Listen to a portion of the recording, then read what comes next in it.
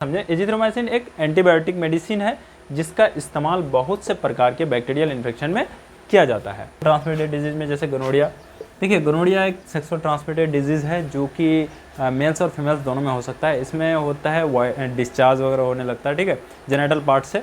अलावा अगर बात करें हम लोग तो टॉन्सिलाइटिस में भी यूज़ कराया जाता है। टॉन्सिल फूल जाता है, मुंह बहुत बड़ा हो जाता है, अक्सर देखेंगे मुंह का साइज एकदम बहुत फूल जाता है। तो वेलकम फ्रेंड्स, आज बात करने वाले हैं हम लोग एक सेपरेट मेडिसिन जो कि है एजिथ्रोमाइसिन टैबलेट, ठीक है।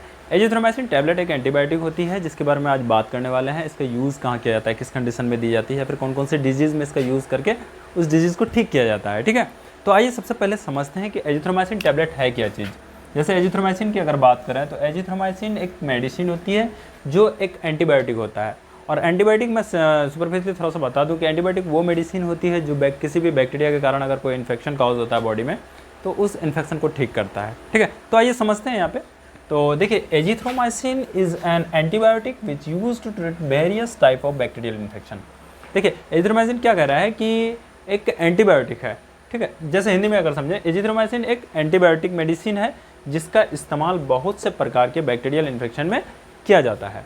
देखिए, इससे क्या मतलब है कि एजिथ्रोमाइसिन एक एंटीबायोटिक है भाई, ठीक है। अब वो एंटीबायोटिक जो है बहुत सारे बैक्टीरियल इन्फेक्शन, अब किस टाइप के इन्फेक्शन या फिर कौन से इन्फेक्शन में इसका यूज़ कराया जाता है जो उसको ठीक करे, तो उसके बारे में डिटेल में देखने वाले हैं। तो उससे पहले समझते हैं कि ये किस क्लास से बिलोंग करता है। देखिए, हर एक एंटीबायोटिक की अगर बात करें हम लोग तो वो अलग अलग क्लास से बिलोंग करता है। तो एजिथ्रोमाइसिन की अगर हम लोग बात करें तो एजिथ्रोमाइसिन जो है आपको मैक्रोलाइड क्लास से बिलोंग करता है।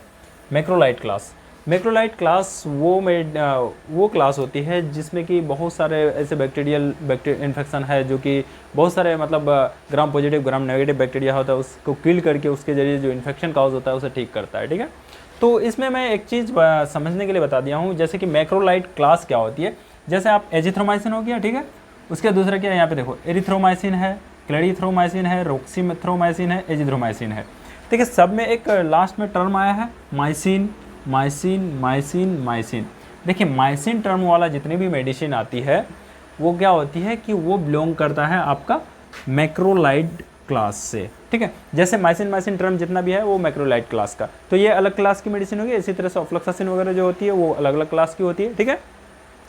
तो ये आपका मैक्रोलाइड क्लास की मेडिसिन होगी। यहाँ थोड़ा सा समझने के लिए बता, मैं बात कर रहा हूँ एजिथ्रोमाइसिन की, ठीक है। तो एजिथ्रोमाइसिन का क्लास तो समझ गए फ्रेंड्स। अब मैकेनिज्म ऑफ एक्शन की अगर बात करें हम लोग तो ये क्या करता है, ये है देखिए, एजिथ्रोमाइसिन एक एंटीबायोटिक जैसे मैंने पहले बताया। तो एंटीबायोटिक काम किस तरह से करता है या फिर क्या काम है इसका। देखिए, क्या करता है ये क्या करता है, एंटीबायोटिक है और एंटीबायोटिक इनहिबिट करता है यानी रोकता है protein synthesis of bacteria due to which bacteria finally dead. देखिए, इस पर कहना क्या चाह रहा है कि एंटीबायोटिक बैक्टीरिया का प्रोटीन सिंथेसिस को रोक देता है जिसके कारण क्या होता है, बैक्टीरिया मर जाता है। एक्चुअल में क्या करता है, एजिथ्रोमाइसिन जब लेते हैं या फिर कोई बैक्टीरिया का इन्फेक्शन हम लोग को बॉडी में जनरेट होता है, मान लेते हैं skin and soft tissue infection हुआ, बैक्टीरिया की इन्फेक्शन हुई, उस इन्फेक्शन के कारण स्किन में इन्फेक्शन आया, तो अब इन्फेक्शन पता चल गया तो जैसे ही डायग्नोस करने के बाद इन्फेक्शन तो वहाँ पे हम लोग क्या दे देंगे, एजिथ्रोमाइसिन। अब जैसे ही ये एजिथ्रोमाइसिन खाएगा वो एजिथ्रोमाइसिन बॉडी में जाएगी और बॉडी में जो बैक्टीरिया है, ठीक है, तो वो बैक्टीरिया जीवित रहने के लिए या फिर जिंदा रहने के लिए प्रोटीन सिंथेसिस करता है। तो ये एजिथ्रोमाइसिन जाके क्या करेगा वहाँ पे कि उस बैक्टीरिया का जो प्रोटीन सिंथेसिस है, ठीक है, ये जो प्रोटीन सिंथेसिस कर रहा था जीने के लिए, वो प्रोटीन सिंथेसिस को इनहिबिट कर देता है यानी कि रोक देता है, ठीक। जब प्रोटीन सिंथेसिस रोक देता है तो फाइनली क्या होता है कि बैक्टीरिया किल हो जाती है, ठीक है। तो ये है मैकेनिज्म ऑफ एक्शन एजिथ्रोमाइसिन की, ये इस तरह से काम करता है। अब देखेंगे हम लोग कि कौन कौन सी ऐसी डिजीज़ है जहाँ पे एजिथ्रोमाइसिन प्रिस्क्राइब किया जाता है या फिर उसको ठीक करता है, ठीक है। देखो फ्रेंड्स, अब देख लेते हैं हम लोग एजिथ्रोमाइसिन का यूजेस कि किस कंडीशन में यूज़ किया जाता है, ठीक है। देखिए, यूजेस की अगर बात करें तो सबसे पहले तो टाइफाइड में बहुत ज़्यादा इफेक्टिव देखा गया है। टाइफाइड के लिए बहुत सा मेडिसिन है ये। टाइफाइड के केस में अक्सर इसको यूज़ करा जाता है ताकि वो जो बैक्टीरिया साल्मोनेला टाइफी बैक्टीरिया होता है उस बैक्टीरिया को किल करके टाइफाइड को ठीक किया जाए, ठीक है। उसके अलावा आपको कुछ सेक्सुअल ट्रांसमिटेड डिजीज़ में भी यूज़ कराया जाता है, जैसे कि सेक्सुअल ट्रांसमिटेड डिजीज़ में जैसे गोनोरिया।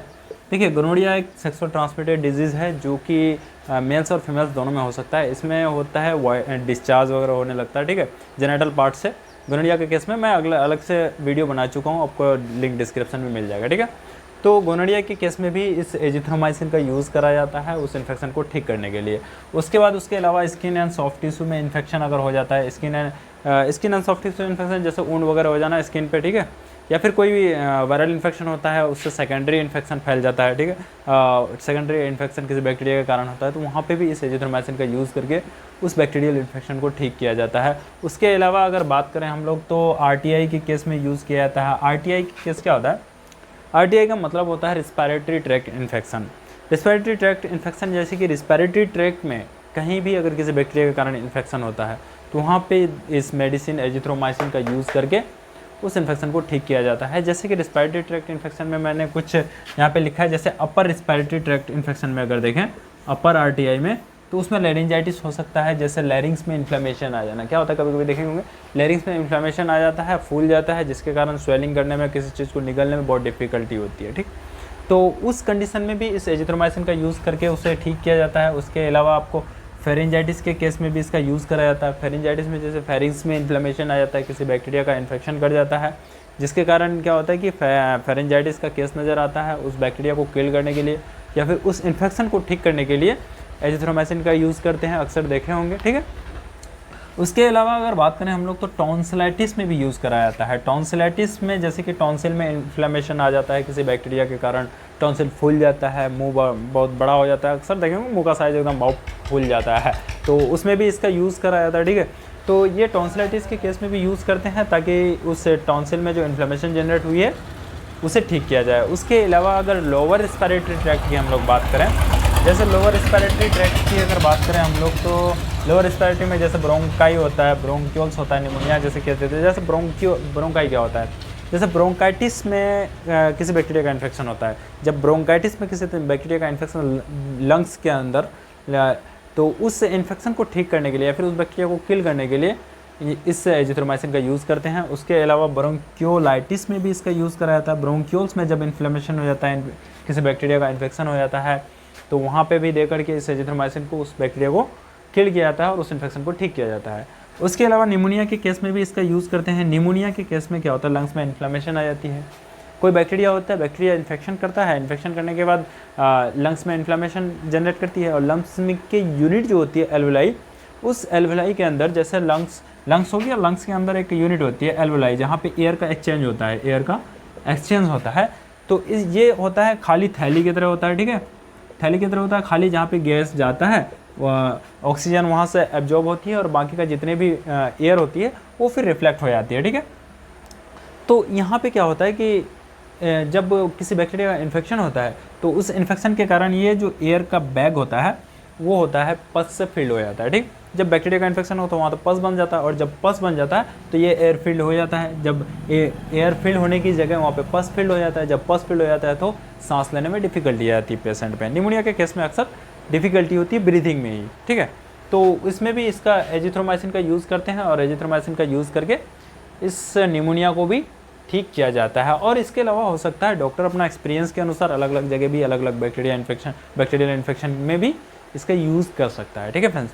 तो ये कुछ कॉमन से कंडीशन है जिसके बारे में मैंने बात किया कि ये सारे डिजीज़ हैं जिसमें इस एजिथ्रोमाइसिन का यूज़ करा जाता है। अब बात कर लेते हैं फ्रेंड्स इसका डोज़ की। देखिए डोज कितना दिया जाता है। अक्सर देखिए डोज जो दिया जाता है ना वो पेशेंट का कंडीशन को देख करके दिया जाता है। पेशेंट क्या है, कौन सी डिजीज़ है या फिर किस बैक्टीरिया का इन्फेक्शन है या फिर कितना सीवियरिटी है, उसके अकॉर्डिंग डोज डॉक्टर अपना एक्सपीरियंस के अंदर डॉक्टर जो है उसका प्रिस्क्राइब करते हैं, ठीक है। तो ऐसे एडल्ट डोज की अगर बात करें, जैसे कि अगर सीवियरिटी नॉर्मल रहता है तो उसको 250 mg दिन में 2 बार, दिन में 1 बार या फिर दिन में 2 बार दिया जाता है। लेकिन वहीं पे सीवियरिटी अगर बहुत ज़्यादा रहता है, इन्फेक्शन बहुत ज़्यादा रह जाता है, तो वहाँ पे क्या करता है 500 mg दिन में 1 बार या फिर दिन में 2 बार दिया जाता है। तो वो डिपेंड करता है कि वेरी करता है पेशेंट का कंडीशन, पेशेंट किस कंडीशन में, किस अवस्था में है या फिर कितना इन्फेक्शन बढ़ा है या फिर इन्फेक्शन बढ़ रहा है, ठीक है, उसके अकॉर्डिंग ही डोज वेरी करता है, ठीक।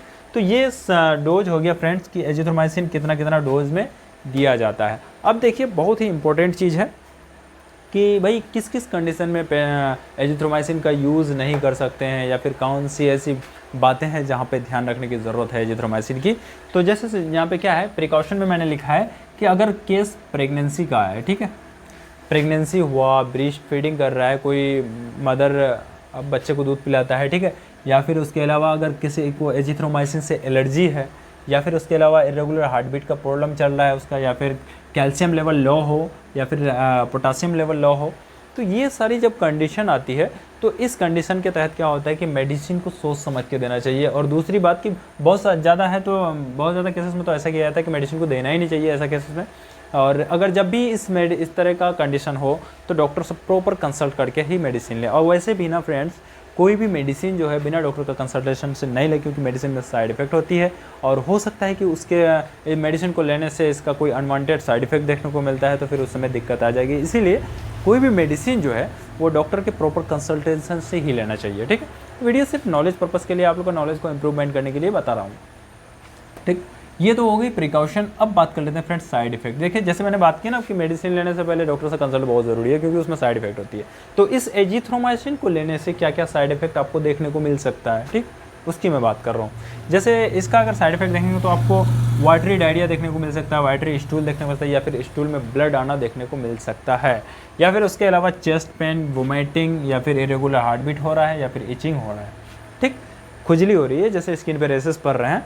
तो ऐसा अगर कोई भी साइड इफ़ेक्ट देखने को मिलता है मेडिसिन लेने के बाद, या फिर इसके अलावा कोई अनवांटेड साइड इफ़ेक्ट देखने को मिलता है, तो सबसे पहले मेडिसिन को तो यूज़ करना बंद कर दें और आपके जो डॉक्टर हैं या फिर फार्मासिस्ट हैं उसे प्रॉपर कंसल्ट करें, ताकि इसके लिए जो फर्दर ट्रीटमेंट हो वो आपको जल्द से जल्द प्रोवाइड कर सके, ठीक है फ्रेंड्स।